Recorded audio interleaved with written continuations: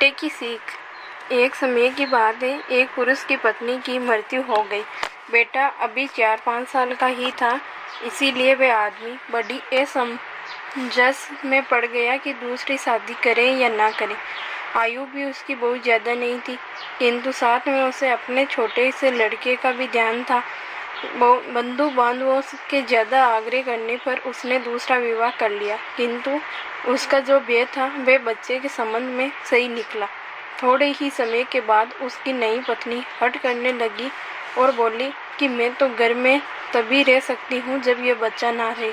आप या तो इसे घर से बाहर भेज दो या ठिकाने लगा दो।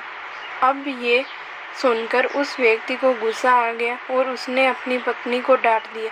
कुछ समय तक तो वह पुरुष अपनी बात पर डटा रहा, किंतु स्त्रियों की हठ बहुत प्रबल होती है। जब वह स्त्री सदा रूठी रहने लगी और जरा सी बात पर रोना शुरू कर देती और कभी घर छोड़कर जाने की तैयारी करने लगती, इस कारण घर का वातावरण बड़ा अशांत रहने लगा। ये सब देखकर वह पुरुष बहुत दुखी हो गया, इसीलिए बच्चे के पालन पोषण पर भी ध्यान नहीं दिया जा रहा था, बल्कि उसको बात बात पर झड़क पड़ जाती और कभी कभी तो उसकी पिटाई भी हो जाती थी।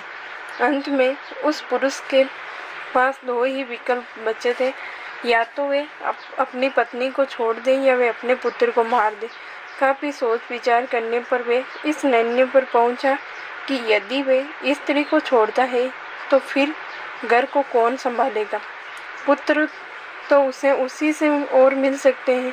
इस निष्कर्ष पर पहुंचकर उसने अपनी पत्नी को कह दिया कि मैं बच्चे को समाप्त कर दूंगा, अब घर में तुम शांति और प्रेम का वातावरण बनाओ।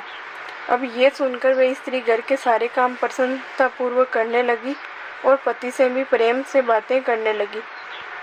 ये परिवर्तन देखकर पुरुष ने अपने बच्चे को समाप्त करने की ओर पक्की भावना बना ली, क्योंकि अब उसे बड़े प्रेम से अच्छा खाना मिलने लगा और उसकी हर प्रकार से सेवा भी होने लगी। इसी खुशी ने और घर की स्थिति ने उसके मन में अपने संकल्प की पूर्ति के लिए दृढ़ता स्थिर कर दी।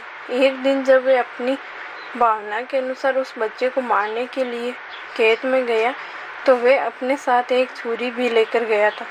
छुरी की धार जांचने के लिए उससे वे एक छोटे से पौधे को काटकर देखने लगा। ये देखकर उसके बेटे ने कहा, पिताजी आप इस पौधे को क्यों काट रहे हो, इसे आप ना काटें। तब वे आदमी बोला, बेटा पौधा तो दूसरा भी हो जाएगा।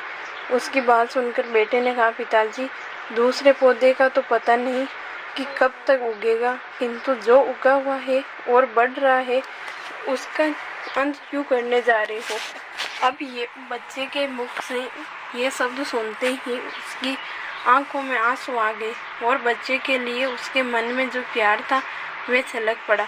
उसने छुरी को दूर फेंककर अपने बेटे को उठाकर गले से लगा लिया। तब उसे लगा कि भगवान ने ये सब उसे समझाने के लिए उस बच्चे के मुख से ऐसे शब्द कहलवाए और मुझे ये शिक्षा दी कि जो मैं दूसरे बच्चे की आशा रखता हूँ वे शायद पैदा हो या ना हो, किंतु और पास है और बढ़ रहा है, उसका नाश क्यों करने जा रहा हूँ।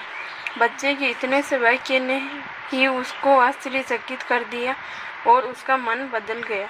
अब पिता ने अपने बच्चे को न मारने का निश्चय कर लिया और उसे लेकर खुशी से घर की ओर चल पड़ा। और ऐसी कहानियाँ सुनने के लिए हमारे YouTube चैनल JSP स्टोरीज़ को लाइक एंड सब्सक्राइब जरूर करें एंड बेल आइकन बटन ज़रूर दबाएं, जिससे ऐसी कहानियाँ आप तक पहुँच सके। धन्यवाद।